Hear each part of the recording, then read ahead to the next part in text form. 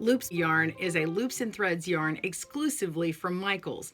This yarn is made for hand knitting without needles or hooks, just your hands. The yarn has pre-stitched in loops like these, and they don't go anywhere. They don't have as much stretch, so you can measure across your project and know the width of your project and know that these loops are not going to be coming out, and everything is the same size. And because the loops are pre-stitched in, it's a yarn that everybody can use. It's simple, and we're going to take you through the basics of how to begin and work your couple of different stitches, how to finish it off, make cables, and also increase and decrease. So get your yarn at Michaels and let's loop. For this sample swatch, let's begin with 8 loops across, which is about 6 inches or 15 centimeters. We're going to take the first loop and cut it open. Just take your scissors and cut this thread that's in between the loop, and this will be used for seaming in or stitching in later to finish it off nicely. Go ahead and lay your loops out nice and flat. Working on a table for the first few rows is easier to get these started, and we can work from right to left or left to right. And without turning our knit stitches, everything's facing the right way. Everything's facing up, so you don't have to do any turning like on a traditional needle. So to cast on or begin, we just count out how many loops we need. So 1, 2, 3, 4, 5, 6, 7, 8. And I am ready to begin my loop knit stitch. I want to put my working yarn to the back, and through this loop here, which is the last one on my cast on or beginning row, I'll take the next loop and place it to the back and through that front loop stitch, and we're just going to pull that right up. So loop through the loop, and you've got your first stitch on there. You're going to go to the next loop on your cast on row and pull through the next loop on the working yarn and pull that right up through, and you've got 2 loops made. And we're going to go to the next one and continue pulling back to front.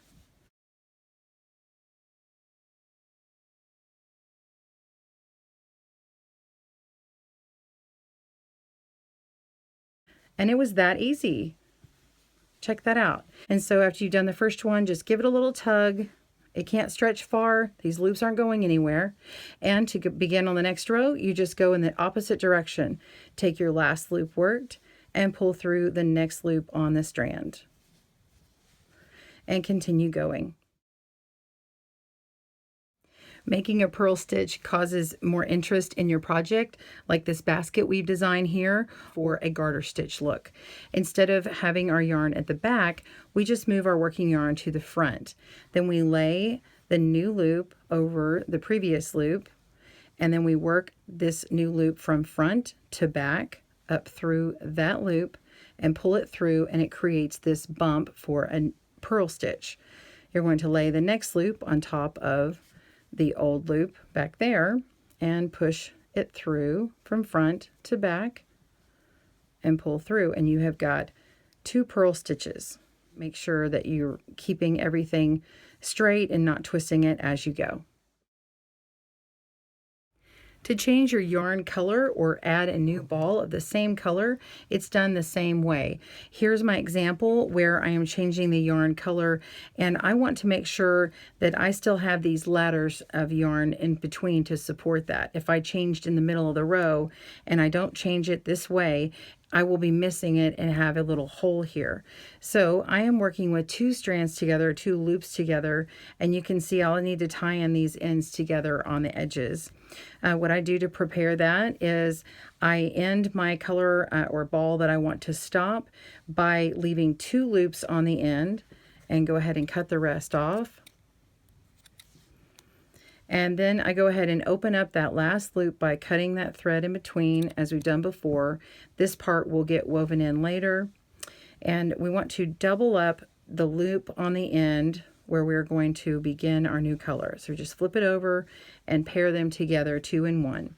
Then grab our new ball and leave an extra loop, and we'll cut that open to work in the tail later.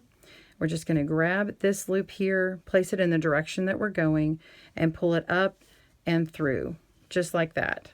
And you can see that the new color has come through.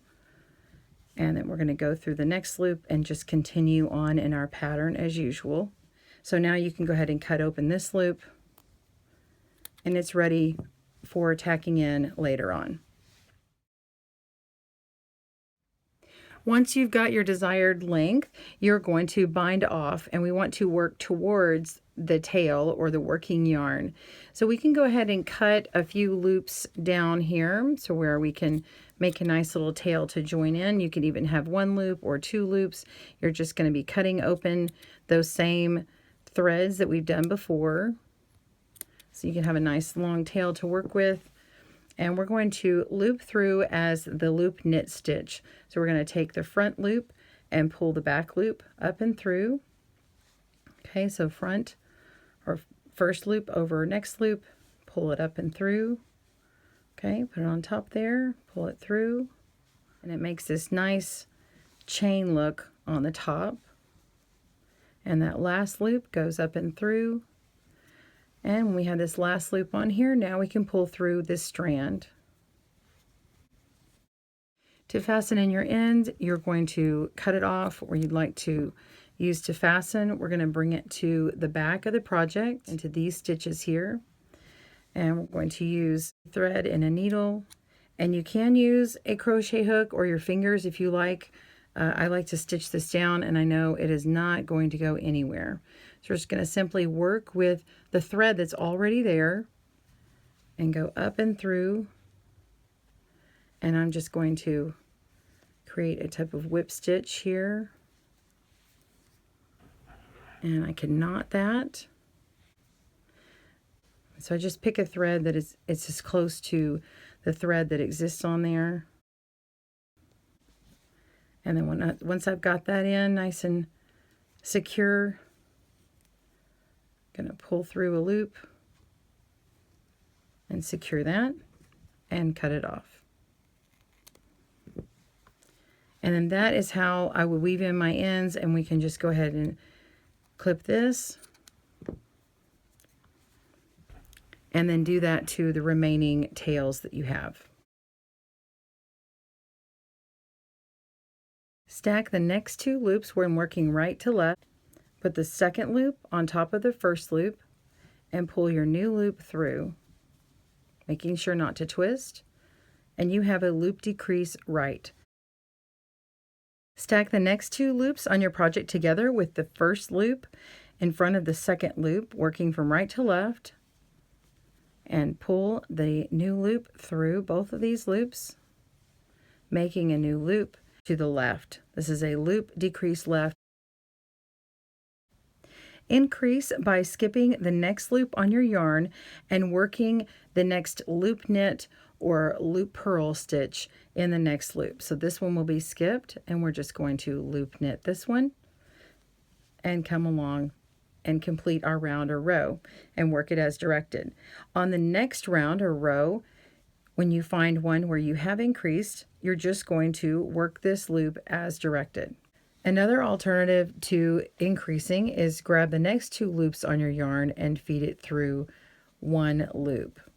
When you pull up, you'll separate the 2 loops, and you now have an increase. It will look similar to this. Working on a right to left row, skip the next loop on the project and work a loop knit stitch into the next loop. Bring it in front of the skipped loop, so move this one to the back, and then bring it to the left of the loop that you've already worked, and then loop knit into this skipped loop that we did before. So we're going to bring the working yarn behind it and pull that yarn through, and you have a right twist cable. Working right to left, skip the next loop on the project and work a loop knit into the next loop. Leave the skip loop forward and move it to the left over the one you just worked, and now work a loop knit stitch, and you have a left twist cable. You're going to work right to left and skip the first 2 stitches that you want to cable. Leave them in the back and work that first stitch and the next one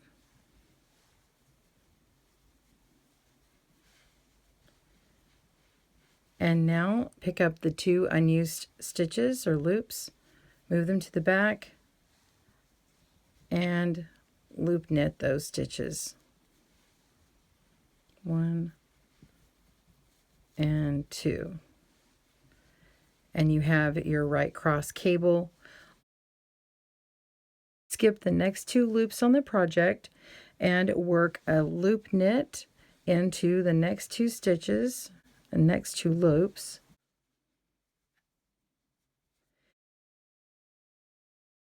And bring them behind the skip loops. So the skip loops run in the front, cross them over, and now work the 2 loops that were skipped. On your way back, left to right, you will then work those in a knit stitch, and you have your left cross cable.